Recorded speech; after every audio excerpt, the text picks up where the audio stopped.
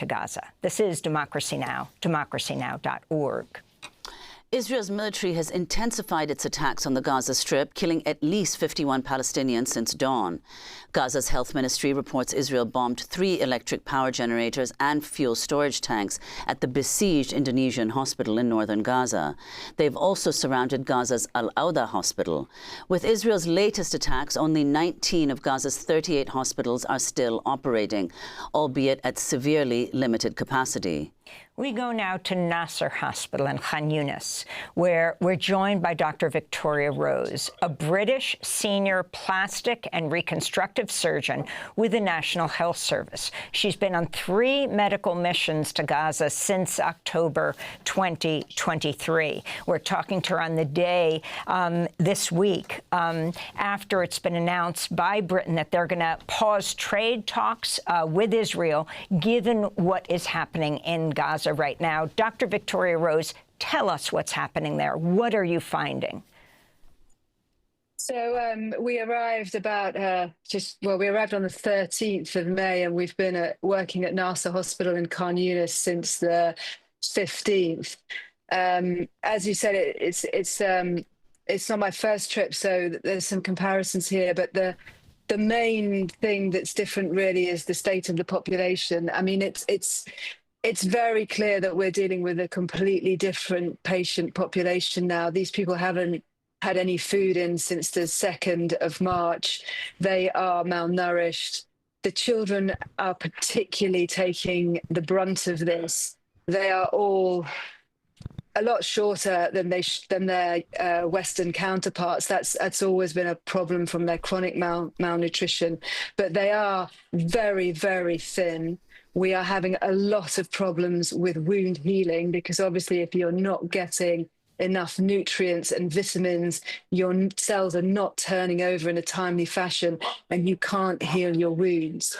On top of that, we are having dire problems with infection. This is related to the malnutrition, but also related to the situation that the people are in. They are living in tents, it's dirty, we're running out of clean water. Israel have stopped the vaccination programs. It's the worst it's ever been. And Dr. Rose, if you could say, what kinds of injuries are you seeing most often, and particularly on children? So they're all blast and bomb injuries, and there's a couple of, there's 2 types of wounds that you see from a bomb going off or an explosion.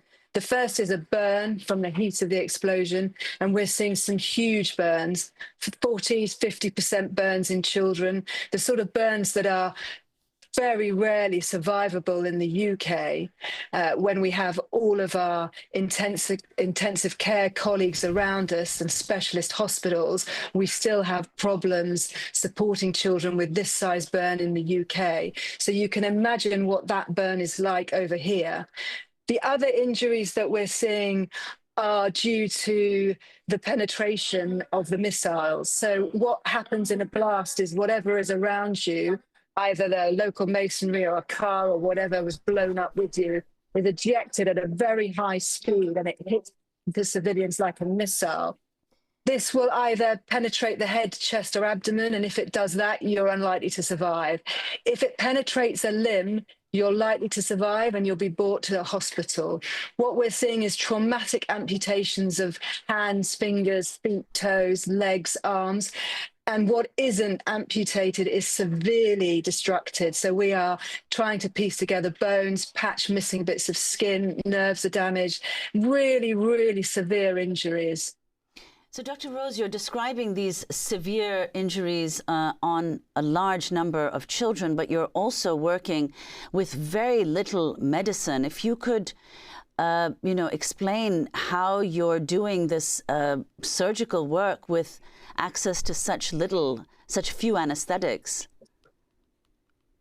Yeah, I mean, the main thing that we're low on at the moment is antibiotics. We ran out of Augmentin or coamoxiclav, which is the most standard antibiotic that we use in these type of injuries. And we're down to a very weaker substitute, ceftriaxone, which we don't actually use in the UK now. And that's our real problem, is that we're not giving adequate antibiotics to these people. We just don't have them. And Dr. Rose, Nasser Hospital is not far from the fighting. Could you talk about your concerns about a possible forced evacuation, and if such were to occur, where the patients at Nasser would go? Yeah, we're checking the IDF website, which is idf.il. And if you're in Gaza, it picks up your location immediately. And they've gridded the entirety of the strip. We are basically a grid away from the active fighting, so about 4 streets, about 1.5 km from the evacuation zone. We had dire problems on Tuesday when that zone was announced, in that quite a lot of my team had to leave me to go and evacuate their families. My anaesthetist today on Tuesday walked 20K with his 5, 6 and 8-year-old to evacuate them from where they lived in East Khan Yunis into Al-Mawasi, which is the humanitarian zone. So we had a real problem with staff on Tuesday, but our main issue is we are the last standing hospital in the south of Gaza. The European Gaza hospital was taken on Wednesday of last week, and the only other hospitals around us are field hospitals. So there's some good field hospitals. There's the UK Med, ICRC, MSF Belgium. There's also the Jordanian and the Kuwait hospital, but they are all tents. These are all tent hospitals that don't have any ICU capacity, and they don't have any generated oxygen.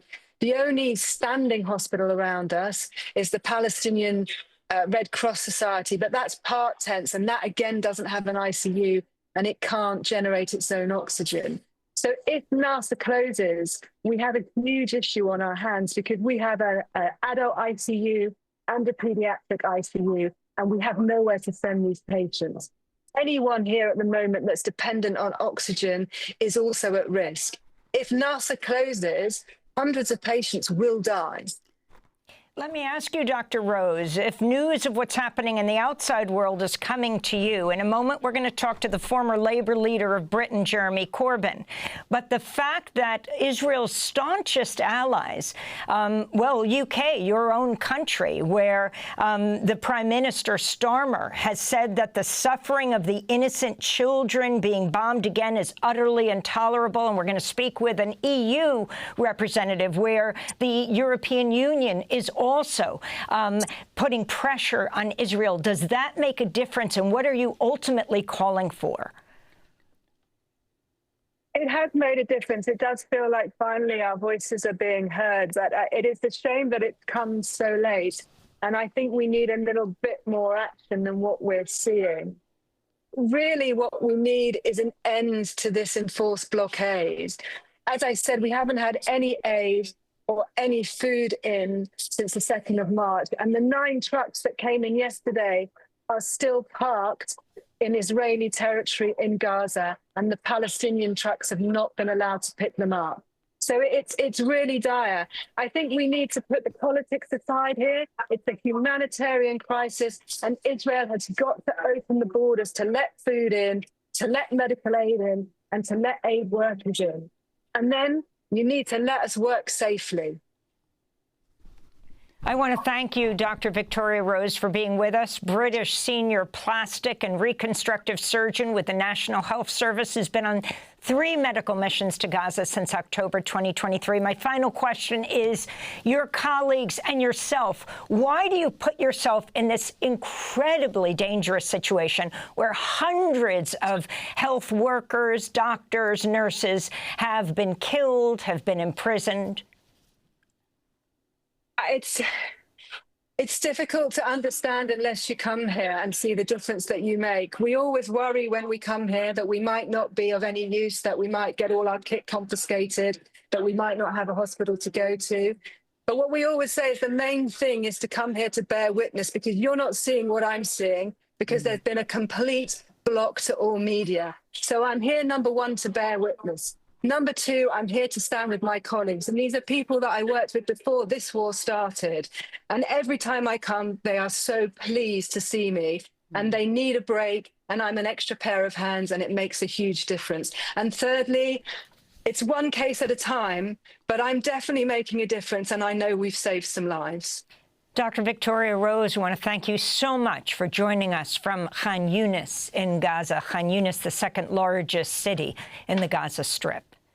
This is Democracy Now! When we come back, we look at how criticism of Israel is growing in Europe as the UK pauses trade talks and the EU reviews its relationship with Israel. Then we'll go to South Africa, a day after the South African president meets with President Trump at the Oval Office, and President Trump charges white genocide, as the president of South Africa says that's a conspiracy theory that's not true. Stay with us. Thinking about how to talk about greed. I've been thinking about how to talk about greed. I've been wondering if I could sing about greed. Trying to find a way to talk about greed. Greed is a poison rising in the land. The soul of the people twisted in its command. It moves like a virus, seeking out everyone. Greed never stops, its work is never ever done. A creeping, choking, killing, invading everywhere. There is really no escaping greed's sneaky snare. I've been trying to think about how to talk about greed. Greed by Sweet Honey in the Rock in our Democracy Now! Firehouse studios years ago.